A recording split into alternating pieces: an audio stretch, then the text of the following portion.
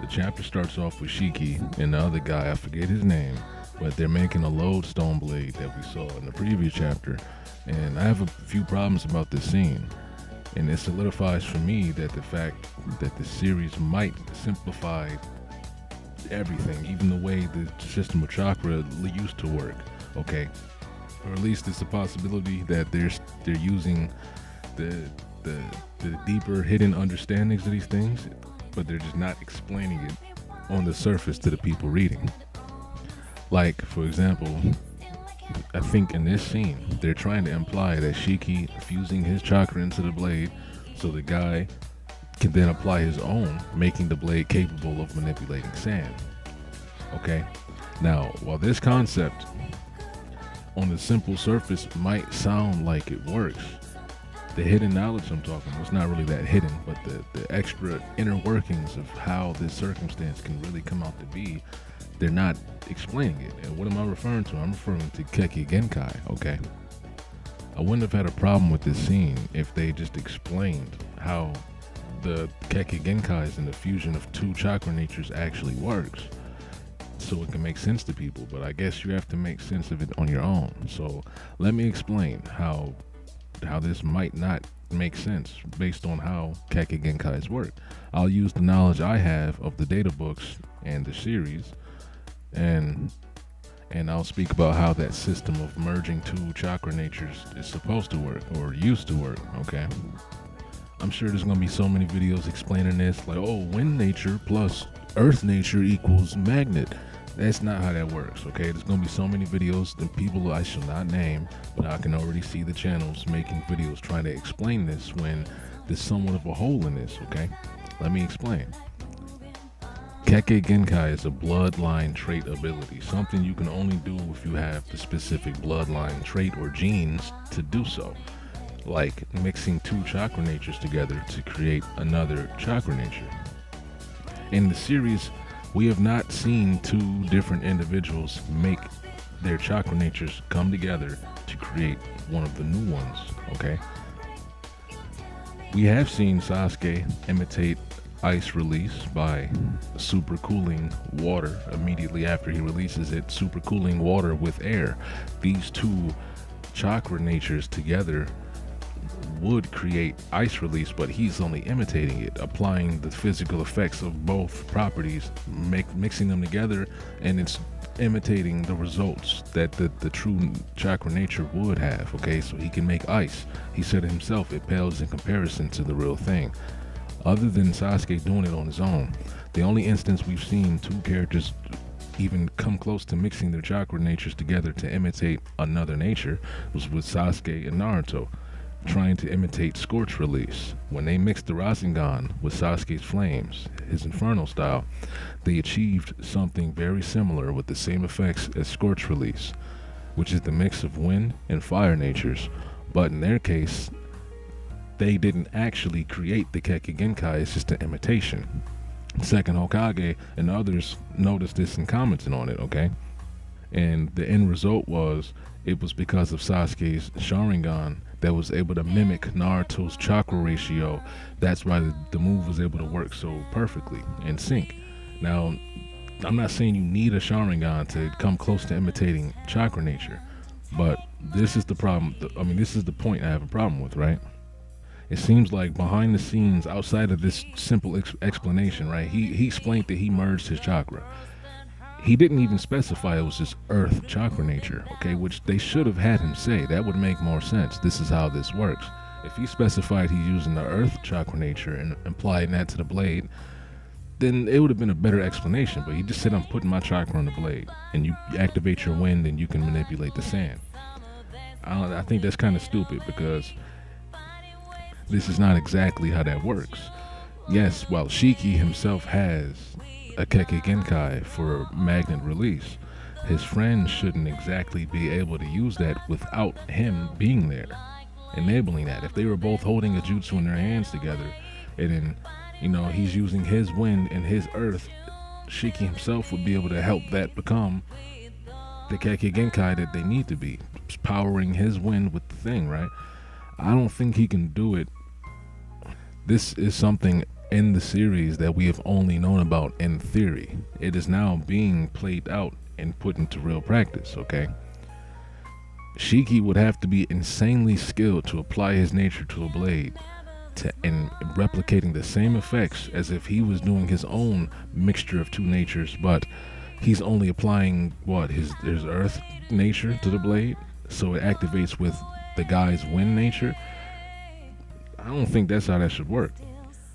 But hey, I digress. I don't think it's not even meant to be that deep anymore. They kind of gloss over these small details and just say, well, they trained and made it work. Like with Boruto creating his own version of the Yellow Flash's jutsu, I wasn't expecting a deep explanation on that. They cut the corners on it. They said, oh, well, he couldn't learn it the same way, so he created his own version of it. Effectively, it works the same. There's probably only a delay time because he has to make the hand sign. But after a while, he's not even going to have to do that. And he has to, teleport to specific charms that he has to imagine and image in his head. But, I digress.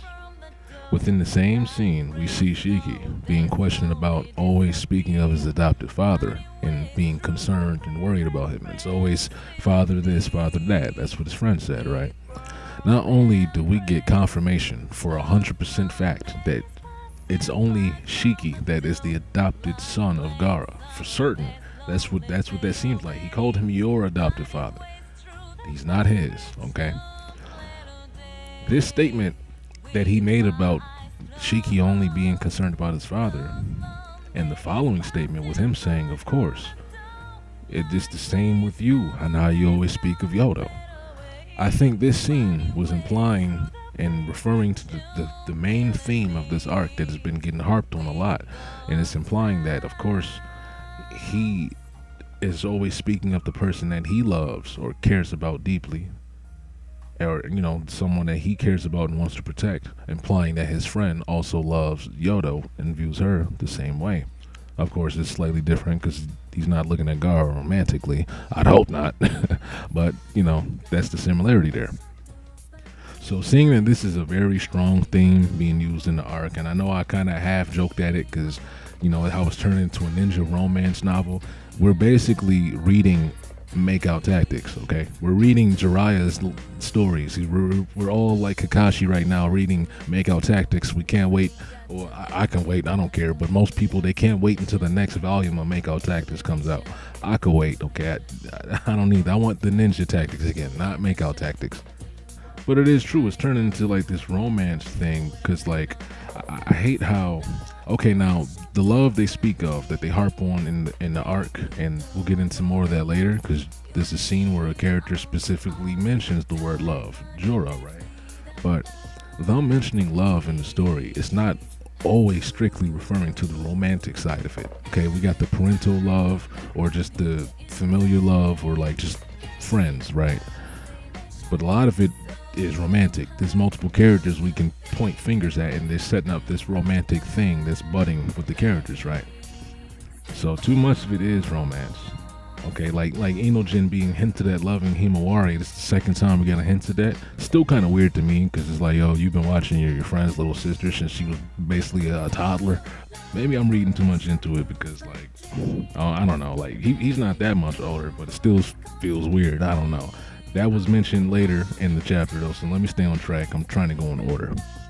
So they're fighting this clone of Shiki, and he has infinite iron sand because he's using his blood to make sand. I don't know how he has this much blood or whatever, but like I said, things are being simplified in this series, okay? They don't even have to create that much of a solid reason as how he's producing all this sand, because they're just gonna generalize, oh, he's using his blood. So when he creates way more sand than blood that he has in his body, and it's way past the amount of blood that he should have, they're not even going to answer that. He's just generating sand. Okay, cool.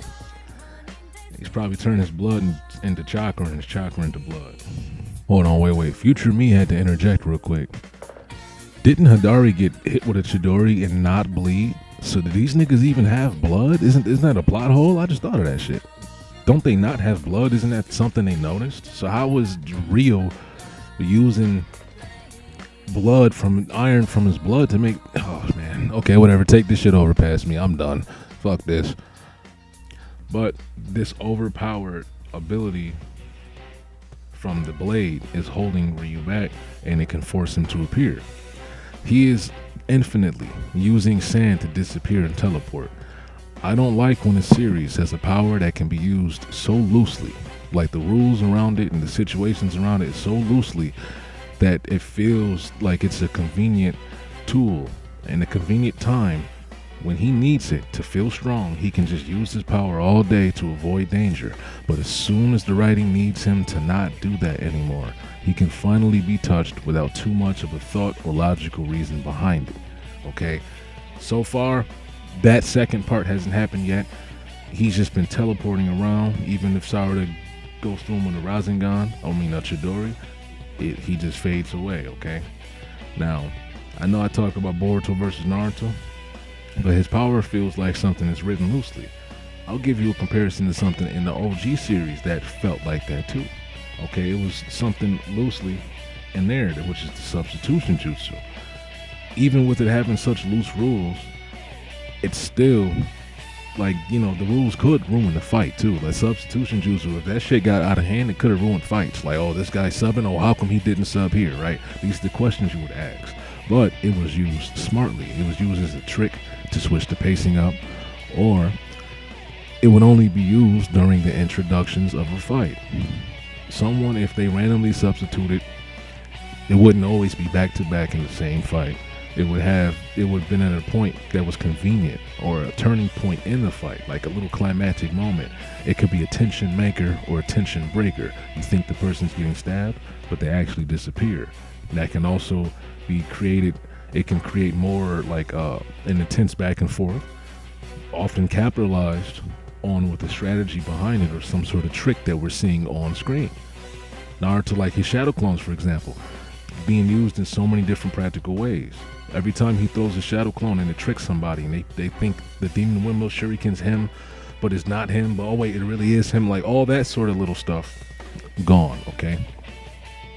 But he's just disappearing, taking hits. As soon as they force him to stop disappearing, he throws out all of the claw grinds that he can. But before this scene,